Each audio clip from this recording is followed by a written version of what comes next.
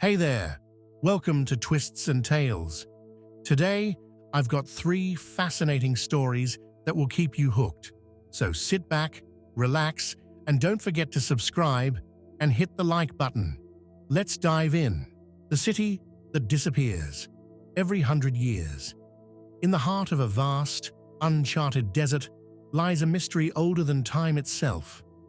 A city, glimmering like a mirage on the horizon, appears only once every 100 years. It's not marked on any map, nor whispered about in any official records. They call it Velora. Few believe it's real. To most, it's just a legend passed down through hushed tales in forgotten corners of dusty libraries. But for Ethan Moore, an ambitious and daring explorer, Velora wasn't just a story. It was his life's obsession. The day the city was rumored to reappear, Ethan stood at the edge of the desert, his backpack packed with supplies, his camera ready to capture the impossible. The air was heavy, and the horizon shimmered with waves of heat. His heart raced as he stepped into the unknown. Hours turned into days. The vast golden sands stretched endlessly, testing his resolve. Just as exhaustion began to creep into his bones, he saw it. The city. Velora wasn't just beautiful, it was ethereal. Towering spires of glass and gold sparkled under the desert sun, and the streets, though deserted, seemed alive with a pulse of their own.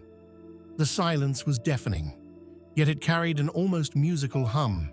As Ethan ventured deeper, he noticed something peculiar. The city seemed untouched by time. There were no signs of decay or weathering. Everything was pristine, as if the city had been frozen in a single moment. But the most striking thing was the people, or rather, their absence. Every corner, every street, every building was empty. Yet Ethan could feel eyes watching him, shadows moving just out of sight. In the heart of the city stood a grand library, its doors ajar.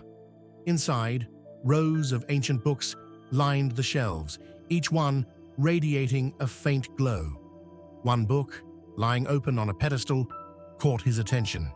The title read, "The Price of Discovery." As he read, Ethan's blood ran cold. The book told the story of every explorer who had ever found Velora. Each entry ended the same way. They never left. Suddenly, the hum of the city grew louder, more intense. Shadows coalesced into figures, ethereal beings who looked almost human, but radiated an otherworldly light. They spoke without words, their voices echoing in his mind. "Why have you come?" Ethan's voice trembled as he replied, "To uncover the truth, to share your story with the world." The being's light dimmed momentarily, as if in sorrow. "The world is not ready for Velora. To know us is to remain with us. The choice is yours. Stay and join our eternal city, or leave and forget." Ethan's heart ached. The allure of Velora was undeniable, but so was the weight of his life beyond the desert. Memories of loved ones, dreams unfulfilled, and the call of the unknown tugged at his soul. "I choose to leave," he said. The beings nodded, their forms shimmering. "Then you must forget. Velora will fade from your memory, as it has from all who came before." A blinding light enveloped him. When it faded, Ethan found himself back at the edge of the desert, his backpack still full, his camera untouched. The city was gone. Ethan never spoke of his journey. The memories, like sand slipping through his fingers, faded with time.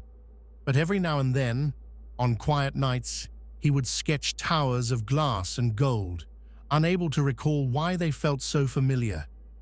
And so, the legend of Velora lived on, waiting for the next soul to uncover its secrets for just 100 years more. Have you ever trusted someone so much that the thought of betrayal never crossed your mind?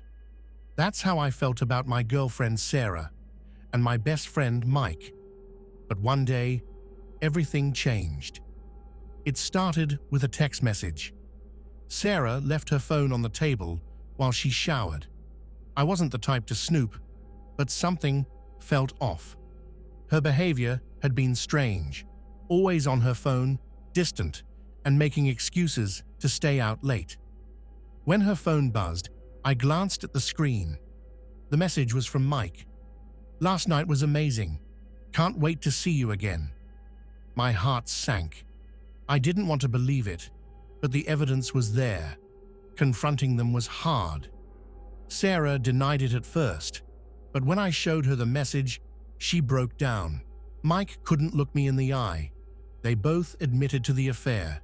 In that moment, my world collapsed. But betrayal doesn't define you. I cut ties with both and focused on rebuilding my life. This experience taught me that even in the darkest moments, there's always a way forward. Now let me tell you how I caught her cheating through social media. I noticed Sarah acting differently, always on her phone, smiling at the screen and hiding it when I walked in. At first, I thought it was work stress, but deep down, I knew something was wrong. One night, scrolling through Instagram, I saw a post from a guy I didn't know. It was a picture of him at a fancy restaurant, and there, in the corner, was Sarah's hand, wearing the bracelet I gave her for our anniversary. My stomach dropped. I confronted her the next day. She tried to laugh it off, saying it was a coincidence. But when I showed her the photo, she couldn't deny it. She admitted to seeing him behind my back for months. I was devastated. But here's the silver lining. This taught me the importance of self-respect. I ended things with Sarah and focused on myself. I learned that trust is earned, not given, and that I deserve someone who values me. A few weeks later, I got a message from the guy in the photo. He said, "I had no idea she was in a relationship with you. She told me you two had broken up months ago." My heart raced. I felt anger, confusion, and relief. Anger because Sarah lied to both of us. Confusion because I couldn't understand why she'd do this. And relief because it confirmed I wasn't the problem. She was. I met him in person. It was awkward, but as we talked, I realized he was just as much a victim of her lies as I was. We had a long conversation about trust and moving on. It helped me see things differently. Meanwhile, Sarah tried to reach out, texts, emails, even showing up at my apartment, begging for another chance. But I stood my ground. I told her, "You had your chance, and you chose to throw it away. I deserve better." Cutting her out of my life was the best decision I ever made. I focused on my career, hobbies, and friendships. I even started therapy to work through the trust issues her betrayal left me with. Slowly, I began to heal. Then, I met someone new. She was kind, honest, and everything Sarah wasn't. At first, I was hesitant to trust, but she was patient. She understood my past and never pressured me. Looking back, Sarah's betrayal was a blessing in disguise. It taught me self-respect, the value of honesty, and the courage to walk away from toxic relationships. If you're going through something similar, know this: betrayal hurts, but it doesn't define you. You have the power to rebuild your life and find happiness again. It won't happen overnight, but with time, you'll come out stronger. Thanks for listening. If you found this relatable or inspiring, don't forget to like, comment, and subscribe for more stories about love, heartbreak, and second chances. Until next time, take care of yourself. And remember, you deserve the best. It all started on an ordinary Friday night. I had just finished a long shift at work and was looking forward to a relaxing evening with my girlfriend, Emily. We had been together for 3 years, and though every relationship has its ups and downs, I truly believed we had something special. That night, she seemed distant. Her replies were short, her laughter forced. I brushed it off, thinking she was just tired. But then, little things started adding up. She became overly protective of her phone, turning it away whenever I walked by. She started dressing up more than usual, saying it was just for self-confidence. And worst of all, she began staying late at work, even on days when I knew her workload wasn't heavy. I trusted her. I really did. But something in my gut told me that something was off. So one evening, when she left her phone unattended for a moment, I took a quick glance. My heart sank. There was a message from someone named Jake, a coworker of mine. The message read, "Last night was amazing. Can't wait to see you again." My stomach twisted. Jake, the same guy I had lunch with, the same guy I covered shifts for, my friend. I didn't confront her immediately. Instead, I decided to dig deeper. I started noticing the patterns: late-night texts, secretive phone calls, and excuses that didn't quite add up. One night, I pretended to have an emergency at work and told her I'd be stuck at the office late. In reality, I parked my car a few blocks away and waited. At around 10 p.m., I saw it. A car pulled up, and she got in. My co-worker Jake was in the driver's seat. They drove off, laughing, completely oblivious to the fact that I was watching. My hands were shaking. My heart was pounding. I had never felt betrayal like this before. I followed them, staying a few cars behind. They went to a restaurant across town, one we used to go to together. Watching them share the same table where we had our anniversary dinner just a few months ago made my stomach turn.